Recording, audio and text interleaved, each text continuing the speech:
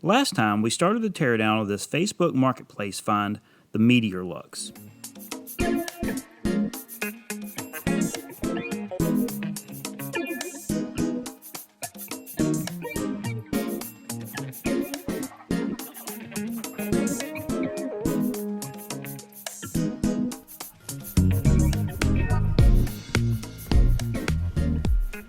I had a viewer correct me on the proper way to pronounce the name of the company since I struggled with it a bit last time.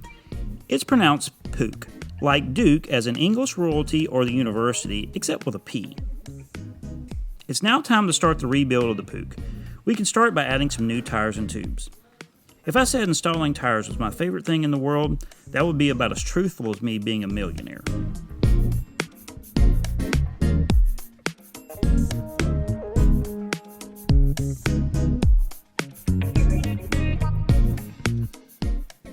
With the tires finally installed, they need to be trued up. This is something I normally leave to the bike shops, but I'm wanting to try my hand at the process. I don't have a truing stand, so I have to find some alternative means of straightening the wheels. Watching some YouTube videos on the topic, I'm using a method of adding zip ties to the frame, finding issues in the wheels, and adjusting the spokes from there. Don't worry, I didn't paint the PUCH a baby blue color. This is a frame from a failed project that I used just to hold the wheels up. Truing the wheels was a long and tedious process, but I think it did pretty good for my first time around. With the wheels trued up and the tires installed, we can finish the rest of the build.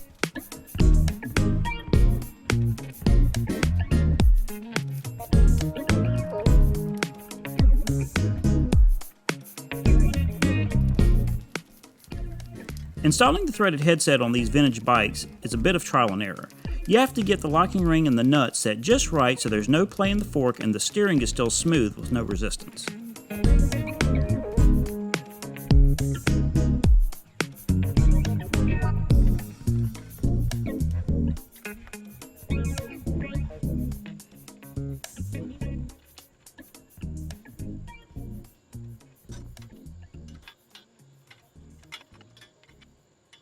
Installing the non-drive side on the bottom bracket is much the same as the headset. There is a nut and a locking ring that has to be set just right to keep all the play out of the bottom bracket and allowing the crank to still turn smoothly.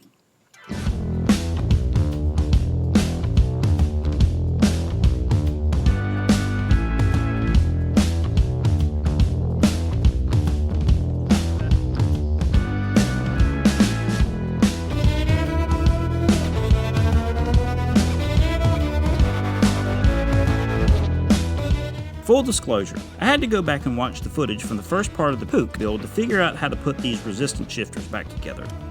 There are a lot of bits and bolts that have to go back into their respective places. I eventually got through it though with some back and forth with the original footage.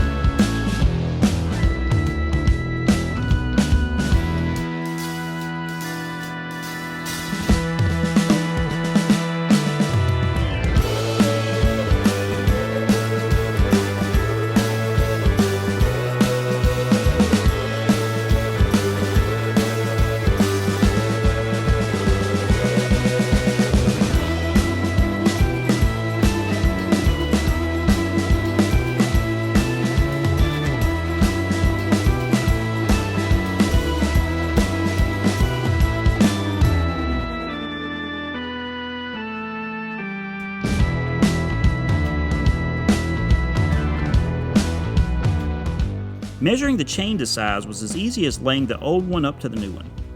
If we didn't have the old chain though, the process becomes a little bit more complicated.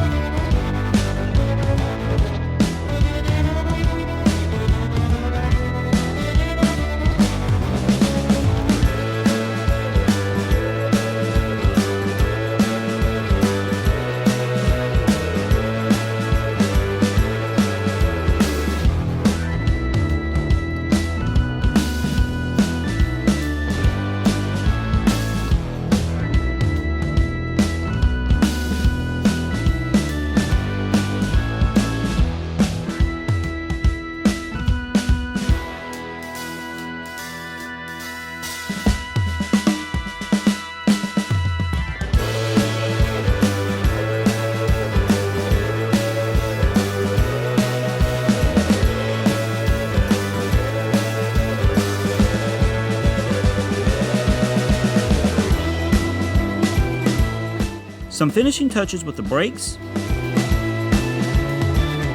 cables,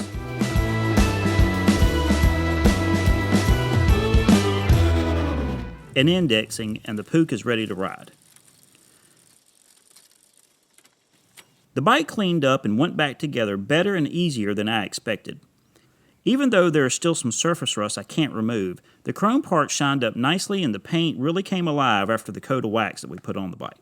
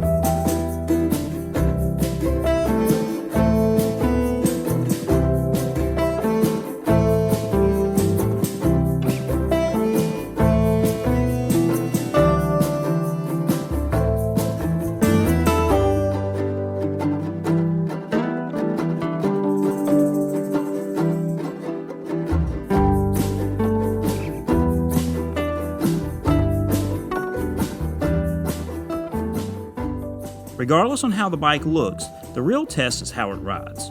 I hope you stay tuned because in the next part of the build, we'll take the bike out on the road for the first time to see how it performs. So thanks for watching today, and remember to get out and ride.